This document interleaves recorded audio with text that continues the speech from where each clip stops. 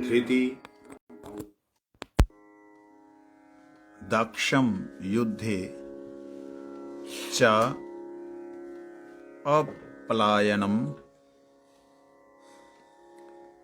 दानम ईश्वरम भावश्च क्षात्रम कर्म स्वभावजम।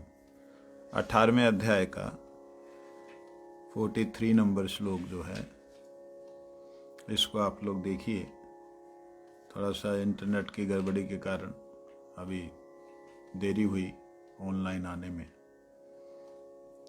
शौर्यम तेजो धृतिर दाक्षम युद्धे च अपलायनम दानम ईश्वर भावश्च क्षात्रम कर्म स्वभावजम। आइए। शौर्यं तेजो धृतिर्दाक्षं युद्धे च अप्यपलायनम् दानम् ईश्वरभावश्च क्षात्रं कर्म स्वभावजम्। शौर्यं तेजो धृतिर्दाक्ष्यं युद्धे चापपलायनम्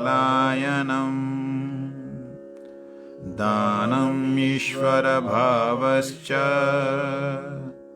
क्षात्रं कर्म स्वभावजम्। कल हम लोग 42वें श्लोक का अर्थ चिंतन कर रहे थे,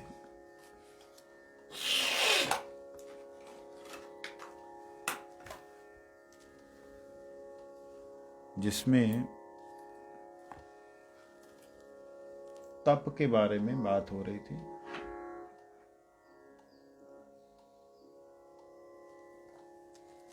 शम दम तपः शौचम, ये सारी बातों की कल चर्चा हो रही थी। उसमें कुछ एक रह गया था।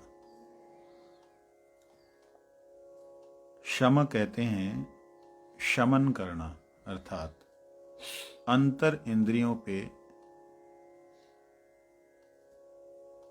निग्रह करना। अंतर इंद्रियों के बारे में कल चर्चा हुई थी, याद है? किसे कहते हैं अंतर इंद्रियां? आपको याद है? याद है या नहीं है? बस उसमें चलो, याद है? थोड़ा बोलो। जो इंद्रिया होती है वो एक अंदर भी इंद्रिया होती है। जैसे कि आंख नहीं देखती, आंख के पीछे मन होता है और मन कंट्रोल करता है। इसका मतलब सिर्फ मन ही हुआ ना, बाकी तो इंद्रियां नहीं हुई। सूक्ष्म इंद्रियां भी होती है। हाँ, क्या होती हैं? मन और इंद्रिया हो गई, आंखें हो गई, सूक्ष्म आंखें। सूक्ष्म आंखें क्या होती हैं? अंतर इंद्रिया मतलब उसका वो था कि जैसे कि जो हम लोग करते नहीं है, होता नहीं है, पर हम लोग देखते हैं सब। स्वप्न अवस्था में जो अनुभव करते हैं। स्वप्न अवस्था में हमारा आंखें, नाक, कान, ये नाक को जो है ना,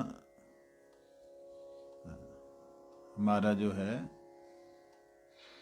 आंख, कान, नाक, मुंह जो है वहां पे फिजिकली नहीं होता, लेकिन आंख की क्रिया, नाक की क्रिया, जिह्वा की क्रिया, रस लेना, गंध लेना, स्पर्श लेना, ये सारे का सारा जो है हमको वहां पर अनुभव होता है। कैसे अनुभव होता है? वो इंद्रियां सूक्ष्म इंद्रियां कहलाती है, अर्थात मन, बुद्धि और अहंकार के द्वारा निर्मित। जैसे ये शरीर किन के द्वारा निर्मित है? किन तत्वों के द्वारा? पंच महाभूत के द्वारा, है ना? जैसे ये शरीर पंच महाभूत के द्वारा निर्मित है, इस शरीर की इंद्रियां पंच महाभूत के द्वारा निर्मित है। ठीक, ऐसे ही 3 तत्वों से निर्मित है सूक्ष्म शरीर। वो है मन, बुद्धि और अहंकार। ये मन, बुद्धि और अहंकार, ये तीनों के तीनों सूक्ष्म आकाश के तत्व हैं। किनके तत्व हैं? किनके? सूक्ष्म सूक्ष्म आकाश क्या होता है उसे समझना। आकाश तो आकाश है, लेकिन सूक्ष्म आकाश है जो कि आकाश का भी डिक्टेटर है, आकाश को भी डिक्टेट करने वाला है। वो होता है शब्द, पैदा करने वाला, डिक्टेट करने वाला, उसका मतलब चलाने वाला, डायरेक्शन देने वाला, डायरेक्टर। ठीक है। वो सूक्ष्म आकाश जो है वो ब्रह्म का बाहरी, ब्रह्म से बाहर कुछ भी नहीं है, लेकिन ब्रह्म का यूं समझ लीजिए स्थूल आकार। आकाश का कोई आकार होता है? तो फिर आकाश का आकार मैं कैसे बोल रहा हूं? ब्रह्म निराकार, ज्ञानमय, ज्योतिर्मय है। ठीक है ना। ब्रह्म जिसे ब्रह्म कहते हैं, जिसका तो खंड मंडलाकारम व्याप्तम, वो ज्योतिर्मय है, निर्गुण निर्विशेष निशक्तिक अनंत, सर्वत्र वो है। परंतु उसी का एक महाआकाश कहलाता है, जिसमें कि प्योरली ब्रह्म जो है ब्रह्म के रूप में, अर्थात प्रकाश प्रकाश के रूप में विराजमान है। जैसे सूरज का स्वयं का आभा मंडल, जो कि सूरज की संपूर्ण गर्मी को लिए हुए, संपूर्ण तेज को लिए हुए, वो एक आभा मंडल है। एक आभा मंडल हमारे यहाँ पे आता है। हमारे यहाँ पे आने वाले आभा मंडल को तक, मतलब जो वहाँ से जो प्रकाश का मंडल है, वहाँ से यहाँ तक लगभग 1,00,000 तरह की लेयर्स, गैस की लेयर पार करके वो हमारे तक पहुंचता है। तो वो लेयर्स जो हैं, समझे नहीं? चिन्मय जगत, पूर्णतः चैतन्य, जहां पूर्ण प्रकाश, जहां पूर्ण ब्रह्म का स्वरूप प्रकाशित है। उस मंडल के, उस प्रकाश पुंज के बाहर सूक्ष्म आकाश, वो महाआकाश है, उसके बाहर सूक्ष्म आकाश है, जो आकाश शब्द के रूप में इस जगत को संचालित करता है। इस जगत के अंदर जो आकाश है उसको वाइब्रेट करता है, उस आकाश में वाइब्रेशन पैदा करता है। वो शब्द जो है ब्रह्म कहलाता है। वो शब्द क्या कहलाता है? ब्रह्म। वही शब्द से अहं उत्पन्न होता है, अहं, मैं। और उसी शब्द से, जहां उसी जगह से जीव अपने आप की, अपनी सत्ता का अनुभव करता है। समझे? तटस्थ अवस्था। वो तटस्थ अवस्था को ही सूक्ष्म आकाश या ब्रह्म का बाहरी आवरण, या उसी को कहते हैं ब्रह्म, शब्द ब्रह्म। शब्द ब्रह्म से उत्पन्न जीव है। तो उस वाइब्रेशन से इस जगत का, इस आकाश का प्राकट्य होता है। अब ध्यान दीजिएगा, वो जीव के अंदर का, आत्मा का, नॉट जीव, आत्मा के अंदर जो अहम भाव जगता है, क्योंकि वो तो है ही है, जीव है तो अहम जगह गई। जो अहम भाव जगता है, उस अहम भाव से ही अहंकार उत्पन्न होता है। अहंकार अपने अहं का आकार दिखलाई देता है, और वो अहंकार ही बुद्धि और मन को पैदा करता है। कैसा पैदा करता है? कि मैं करता हूं, मैं कर सकता हूं, मैं अंधकार में प्रकाश फैला सकता हूं। इस तरह का अहंकार जब उत्पन्न होता है, तो एक तरह से उसके अंदर दृष्टि, संसार को देखने की दृष्टि प्राप्त होती है अहंकार से। समझे नहीं? समझ पा रहे हो? बुद्धि से ऊपर जा रहा है, हमारा से सुनना नहीं चाह रहे। जब जी आत्मा के अंदर अहम है, तो अहम उत्पन्न कैसे हो गया? जब पहले से अहम है। जीवात्मा है, वो अहम है, लेकिन अहं आकार धारण करता है जब उसको कर्तापन का भाव आता है कि मैं करता हूं। मैंने पहले बोला, मैं कर सकता हूं। क्या कर सकता हूं? मैं प्रकाशमान हूं, प्रकाश कर सकता हूं। कहां पे? आकार आता है। कहां पे? जिस आकार के कारण वो अंधकार को देख पाता है।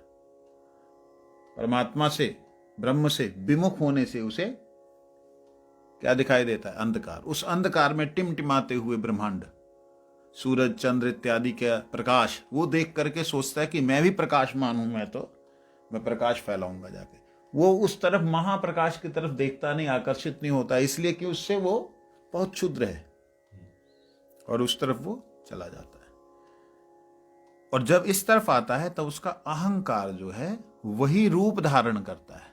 वो सबसे पहली इंद्रियां उसकी अहंकार से, बुद्धि से और मन से बनती हैं, और वही सूक्ष्म इंद्रियां कहलाती हैं, जिससे वो देखता है, जिससे वो सुनता है, जिससे वो समझता है। वही मन बुद्धि अहंकार से निर्मित सूक्ष्म इंद्रियां होती हैं, जो कि बाद में जिस शरीर में जाती हैं उस शरीर के अनुरूप जो इंद्रियां दिखलाई देती हैं उनके साथ वो मिक्स हो जाती है। समझ दी? लगा? नहीं लगा? हाँ, दिखाई दे रहा है। ध्यान देना, मन बुद्धि अहंकार रूपी एक इंद्रियों का पुंज, इंद्रियों का पुंज मतलब जिसमें दृष्टा भी है, देख भी सकता है, जिसमें श्रोता भी है, सुन भी सकता है, मतलब उसकी दृष्टि की इंद्रियां आंख जैसी कोई तत्व है, कोई तत्व प्रकाशित नहीं है, वो स्थूल रूप से दिखाई नहीं दे सकता। कोई तत्व आंखों की तरह है, कोई तत्व कानों की तरह है, कोई तत्व है जो स्पर्श करने का उसके अंदर क्रिया है। तो पांचों सूक्ष्म इंद्रियां जो हैं वो उसकी मन बुद्धि अहंकार के द्वारा निर्मित है।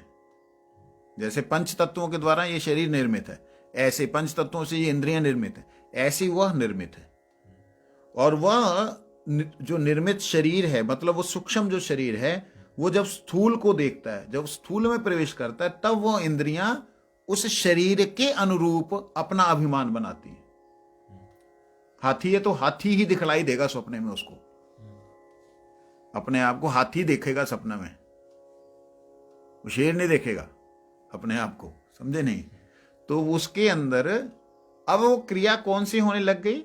जो शरीर के अनुभव वाली क्रिया है, उसको स्वप्न में वो अनुभव होने लगी। इसके अलावा कुछ स्वप्न ऐसे होते हैं जो कि शरीर मन बुद्धि से परे के होते हैं, जो आपने कल्पना नहीं किए होते, आते हैं। ठीक, अब विषय पे वापस आते हैं। तो उन सूक्ष्म इंद्रियों पे नियंत्रण पाना, अर्थात उन सूक्ष्म इंद्रियों पे नियंत्रण पाने का नाम ही शम है। उन सूक्ष्म इंद्रियों पे नियंत्रण कौन पा सकता है? जो दम करता है, दमन करता है। दमन किसे करता है? बाहरी इंद्रियों को, इनको जो दमन करता है। इनको दमन करने का क्या तरीका है? ये तो कोई दमन कर ही नहीं सकता। इनको दमन करने का तरीका है, जो तत्वों से ये बनी है उन तत्वों की कमी कर दो। ये योगियों का मार्ग है, ये योगियों का रास्ता है। पूर्व जन्म में पता नहीं मैं योगी रहा होऊंगा, तब मुझे ये मार्ग का मालूम, मैंने कहीं पढ़ा नहीं। उन्हें कम कर दो। जैसे अग्नि लेना, अग्नि से बनी कोई चीज, तो सभी में तो अग्नि है, चाहे फल है फूल है जो भी है, लेकिन उसमें जल तत्व अधिक है। फिर जल को लेना बंद कर दो कि वो फल से जो मिल रहा उसी जल में संतुष्ट रहो। फिर पृथ्वी से अलग हट करके रहो, जैसे वो योगी थे अपना देवरहा बाबा। ऐसे अपने आप को पांचों तत्वों की जो जरूरत है उससे बहुत कम कर लो, सूक्ष्म से सूक्ष्म होते चले जाओ। जैसे फल खाना, फिर फल छोड़ दिया, जल लेना, फिर जल छोड़ दिया, वायु लेना, फिर वायु छोड़ दिया, आकाश में स्थित रहना। आकाश में स्थित रहना ही सबसे सूक्ष्म अवस्था है। ऐसी स्थिति में व्यक्ति जब आकाश में स्थित होता तब आकाश से निर्मित, उस सूक्ष्म आकाश से निर्मित मन बुद्धि अहंकार के ऊपर पूर्णतया कंट्रोल कर पाता है। यह है दम, दमन। वो है शमन, वह है दमन। शम दम, ये होगा कैसे? ये संभव कैसे? यह है तप से। शम दम तपः, तप से होगा। तप मतलब शरीर को, जो अभी मैंने बतलाया, ये तो जो वस्तुएं चाहिए वो नहीं देना, कष्ट सहन करना। तो तप कैसे करेगा? जब पवित्र रहेगा। शौचम, पवित्र रहना होगा। अपवित्र अवस्था में क्या तप करेगा? अब पवित्र कैसे रह सकता है? भगवान के नाम में प्रतिष्ठित रहे।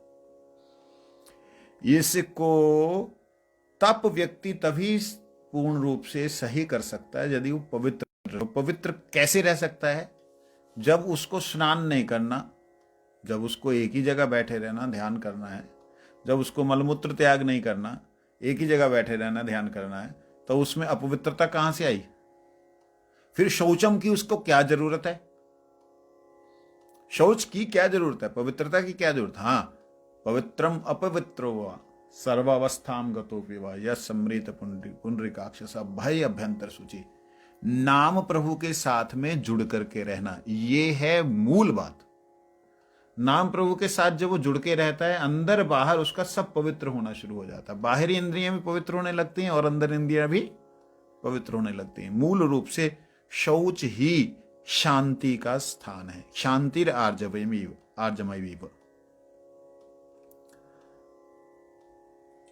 यही उसको शांति प्रदान करता है।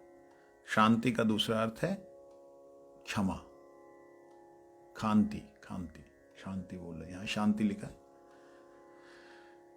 तो मूल रूप से इस विषय को समझना होगा। ये ब्रह्म कर्म स्वभावजम है और ज्ञान विज्ञान, इससे ज्ञान होगा और विज्ञान प्राप्त होगा। विज्ञान और ज्ञान के कारण वह आस्तिक्य होगा। आस्तिक्य मतलब अस्ति, अस्ति मतलब है, अस्ति शब्द का अर्थ होता है ब्रह्म है, भगवान है, ये उसको फिर विश्वास होगा।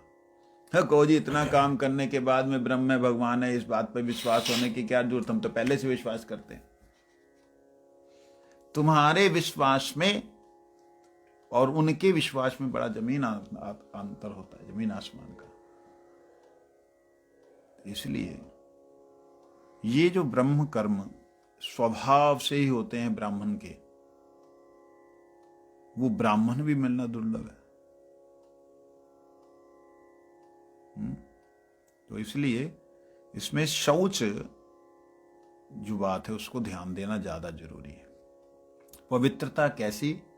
पवित्रता ऐसी जो आपको बिना कुछ किए, बिना कुछ किए का मतलब ये नहीं कि तप नहीं करना, ये नहीं कि दमन नहीं करना, ये नहीं कि शमन नहीं करना। लोग बड़े विचित्र प्राणी हैं। जहां पे लिखा है कि आपको भगवान के नाम का आश्रय मात्र लेना है, भगवान के नाम के प्रति शरणागत होने से आपके सारे के सारे तपस्या, यज्ञ, ये वो सब हो जाता है।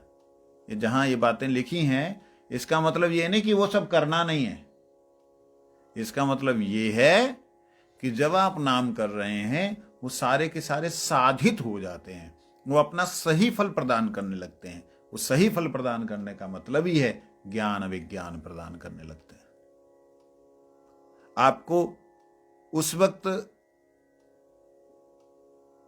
सरलता के साथ में, आर्जवम, बड़ी सरलता के साथ अर्जित हो जाता है। क्या? ज्ञान और विज्ञान प्राप्त होने लगता है। ज्ञान विज्ञान जब आप नामाश्रित होते हैं।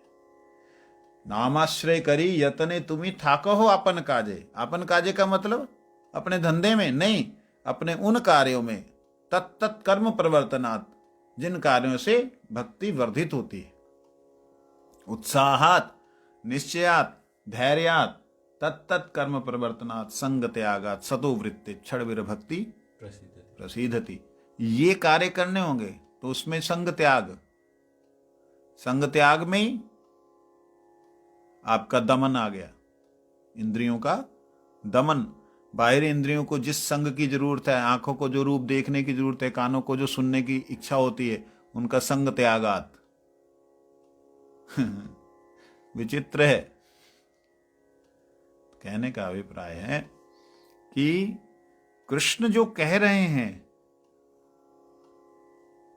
कई बार इसीलिए ना भगवत गीता को भगवान से अभिन्न क्यों कहा गया। जैसे भगवान के गुणों का, किसी भी एक गुण का कोई भी जीव वर्णन नहीं कर सकता। मैं एक गुण की बात कर रहा हूं। किसी भी एक गुण का कोई भी जीव अपने जीवन पर्यंत उसका वर्णन नहीं कर सकता। क्यों नहीं कर सकता? क्योंकि वो जितना वर्णन करेगा उससे अलग वर्णन किसी और के जीवन में आ जाएगा। कोई भी एक गुण ले लो, रूप, चलो क्षमा, जितनी क्षमा उन्होंने की है, जितनी आपको पता है, उससे विचित्र रूप से किसी और के ऊपर क्षमा हो गई। क्षमा का कोई अंत ही नहीं है, क्षमा का कोई अंत ही नहीं है, बेअंत है। इस बात को समझना, जो मैं कह रहा हूं, मेरी बातों को ना 5-5 बार सुनने के बाद में समझ आएंगी। क्योंकि जब मैं कई बार बोलता हूं तो मुझे नहीं मालूम होता मैं क्या बोल रहा हूं। मैं सोच के नहीं बोलता हूं, समझ के नहीं बोलता हूं। ये गुरु कृपा है कि जो मैं बोलता हूं और उसके बाद में मुझे भी कई बार, आज तो ऐसा नहीं हुआ, लेकिन मुझे भी कई बार ऐसा आनंद आता है कि ओह गुरुजी क्या भेजा आपने, और मैं उसका मनन करता हूं। ऐसे नहीं कि सुन करके सो गए, वो ऐसा नहीं है पढ़ के बोल लिया। पढ़ पढ़ पोथी कई मुए पंडित भयो ना कोय, 2.5 अक्षर प्रेम का पढ़े सो पंडित होए। गुरु से प्रेम करने से ये फल मिलता है।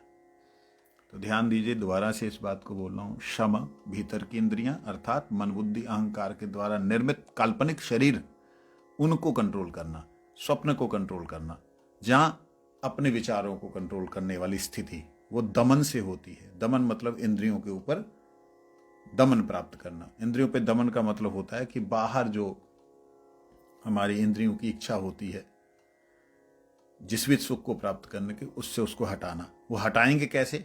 तपस्या से। कष्ट जरूर होगा उसमें हटाने में।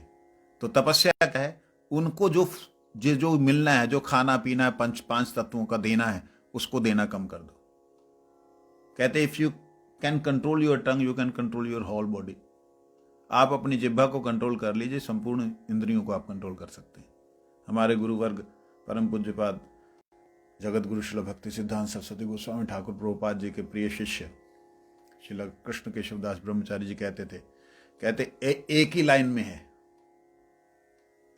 जिह्वा में डालोगे पेट में जाएगा, पेट में जाएगा, इंद्रियां वैसे ही कार्य करेंगी। मतलब जो इंद्रियों के अंदर विकार आते हैं, इंद्रियां चलती फिरती या किसी के प्रति आकर्षित होती हैं, वो जीव, पेट, जिह्वा, उदर, उपस्थ, ये तीनों के अंदर विकार आते। तो ये कहने का अभिप्राय है, समझने वाली बात है कि तप मतलब इन इंद्रियों को पुष्ट करने वाले तत्वों से हटाना।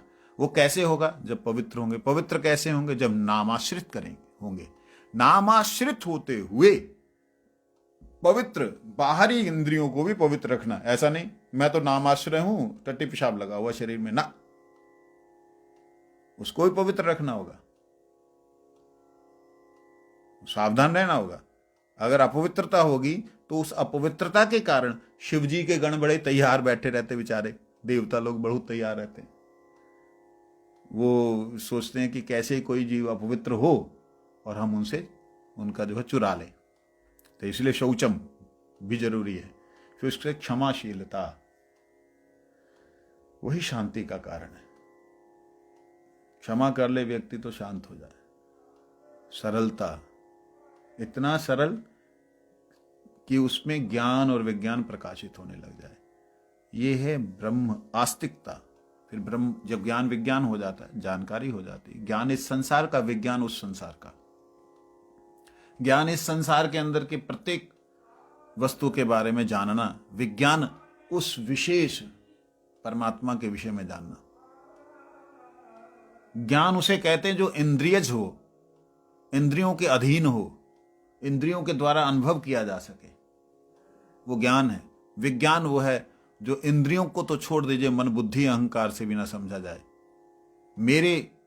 मेरी व्याख्या के अनुसार मैं विज्ञान उसे मानता हूं कि जो मन बुद्धि अहंकार से भी परे है। कौन? भगवान का नाम, कौन? भगवान, भगवान का रूप, भगवान की लीला, गुरुदेव, गुरुदेव के अनुभव, ये सब मन बुद्धि अहंकार से परे। आप सोच करके मन में कल्पना करके गुरुजी मेरे सपने में आ जाए, मेरे सपने में आ जाए, नहीं आएंगे।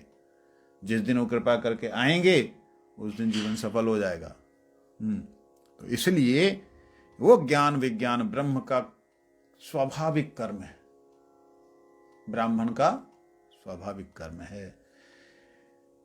42वां श्लोक ही हुआ, 43वां हुआ ही नहीं, कल को करेंगे। वंशा कृपा सिंधु पतितानां पावनेभ्यो वैष्णवेभ्यो नमः। मेरे मन में एक और भी विचार आ रहा है, कुछ दिनों से चल रहा है, लेकिन मैंने बोला नहीं। आप लोग श्रवण करते हैं तो मन में आया कि इसी 18वें अध्याय के कुछ श्लोकों को मैं सिलेक्ट करूंगा। आप लोगों ने उन्हें सुना होगा तो अच्छी बात है, नहीं सुना होगा तब भी आप लोग एक एग्ज़ाम देंगे। जूम एप्लीकेशन है, उसमें वीडियो कॉन्फ्रेंस करेंगे, कोई समय रखेंगे ऐसा जो कि आपका लिए सुविधाजनक हो। मैं इन बच्चों से बोलूँगा कि एक पेज एक बनाएंगे, कुछ एक मैसेज बनाएंगे, जिस मैसेज में आप इंटरेस्ट अगर होगा तो आप उसमें अपने आप को इन्वॉल्व करें, फॉलो करें, मैसेज करें कि हाँ हम चाहते हैं इस गीता जी की परीक्षा में उत्तीर्ण होना। तो हम ज़्यादा नहीं, 2-3 श्लोकों का, 3 या 4 श्लोकों की हम व्याख्या के विषय में आपसे बात करेंगे।